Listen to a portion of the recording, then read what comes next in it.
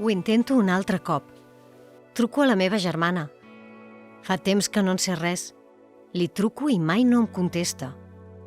Fa mesos que se'n va anar a una plantació d'una marca coneguda i no n'he sabut res més.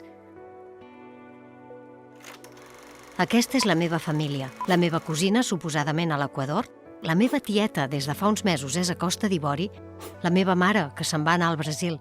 De totes elles, cap notícia. Sembla que totes se'n van anar a grans plantacions. Ella és la meva germana, i sí, aquesta sóc jo. Aquí el meu tiet, el meu cosí i el meu pare. Tampoc sé on són des de fa molt de temps. És que no se'n parla gaire del tema, però és un secret de domini públic. Probablement ja ho coneguis. El procés sovint ens fa mal, a nosaltres, al nostre entorn i a les persones que ens cultiven. Els casos d'explotació infantil són sonats, però la situació no canvia.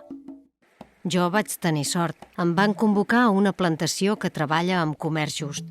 Què és això del comerç just? Mira. Todas las cooperativas son cooperativas que realmente están respetando a la planta, respetando los procesos, todo el tema de pues los residuos que se hacen se convierten en biomasa o en Ajá. biocombustible. Y luego también un cuidado de la semilla, vamos, exquisito, ¿no? Per exemple, aquesta és Conacado, una cooperativa de cacau de comerç just a la República Dominicana, però n'hi ha moltes més.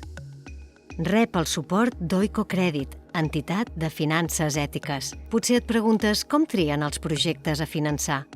Mira, aquesta és l'Eitziber, d'Oiko Crèdit. Ella t'ho explicarà. En el caso de Icocredit, la referencia siempre es financiar, pero la primera pregunta que se hace es, ¿los proyectos a los que apoyamos necesitan nuestro apoyo?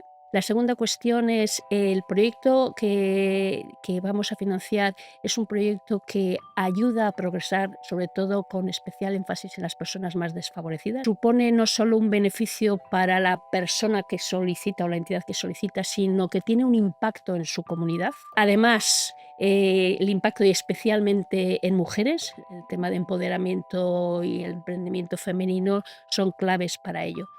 Y en último término, desde Oicore también muchas veces no solo es cuestión de apoyo financiero, sino también, bueno, dar algunas herramientas técnicas.